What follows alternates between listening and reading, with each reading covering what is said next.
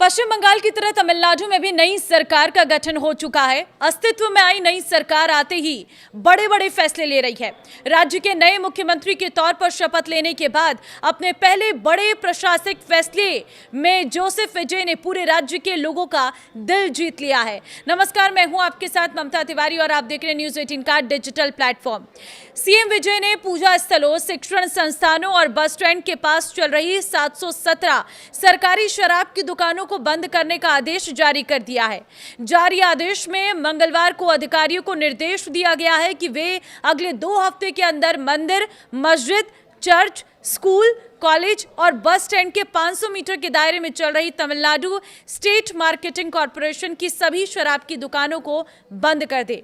तमिलनाडु सरकार के अनुसार राज्य में फिलहाल TASMAC की कुल 4,765 शराब की दुकानें हैं, जिन 717 दुकानों को बंद करने के लिए चुना गया है। उनमें से 276 दुकानें पूजा स्थलों के पास, 186 शिक्षण संस्थानों के पास, 255 बस स्टैंड के पास स्थित हैं।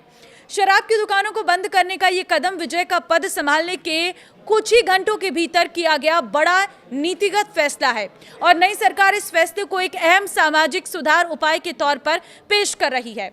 इसका मकसद संवेदनशील सार्वजनिक जगहों पर शराब की दुकानों को लेकर उठ रही चिंताओं को दूर करना है।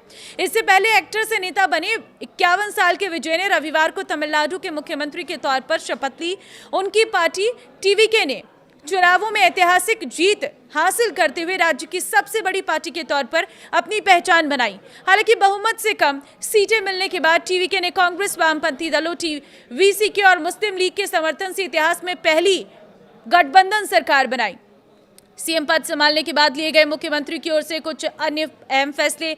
विजय ने घरेलू उपभोक्ताओं के लिए 200 यूनिट फ्री बिजली देने की योजना को मंजूरी दी। महिलाओं की सुरक्षा के लिए एक विशेष बल के गठन को मंजूरी दी। साथ ही राज्य में कथित नशीले पदार्थों के बढ़ते खतरे से निपटने के अपने वादे को पूरा करते हुए हर जिले में नशा विरोधी यूनिट स्थापित करने के फैसले लिए हैं।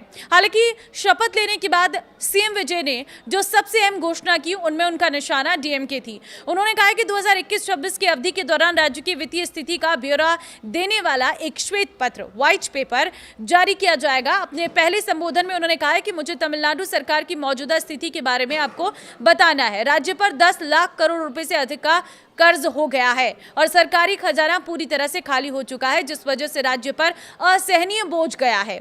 तमिलनाडु में थलापति विजय की सरकार अब और मजबूत हो गई है, क्योंकि तमिलनाडु में थलापति विजय की TVK को IMADIMK के गुट का साथ मिला है। जी हां, AIADMK के CV शनमुगम गुट ने TVK को समर्थन देने का ऐलान कर दिया। इससे विधानसभा में TVK सरकार और मजबूत हो गई है।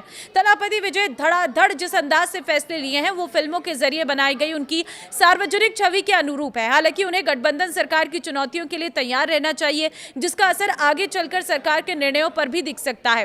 गठबंधन की पॉलिटिक्स वैसे भी मुश्किल भरी होती है, जहां कई बार ना चाहते हुए भी समझौते करने पड़ते हैं। कई बार साथी दलों की प्राथमिकताएं और उनके हित सरकार के लक्ष्यों से मेल नहीं खाते। विजय के सामने चैलेंज होगा कि वो कैसे तालमेल बैठाते हैं। उन्हें केंद्र के साथ संबंधों में भी संतुलन बनाना होगा और राजभवन इसमें बड़ी भूमिका निभाएगा। उनकी दूसरी बड़ी चुनौती होगी राज्य की वित्तीय स्थिति को संभालते हुए चुनावी वादों को पूरा करना। तो कैसे देखते हैं आप विजय की इस नई सरकार को? कमेंट में अपनी राय दें और इस वीडियो को शेयर कर दें।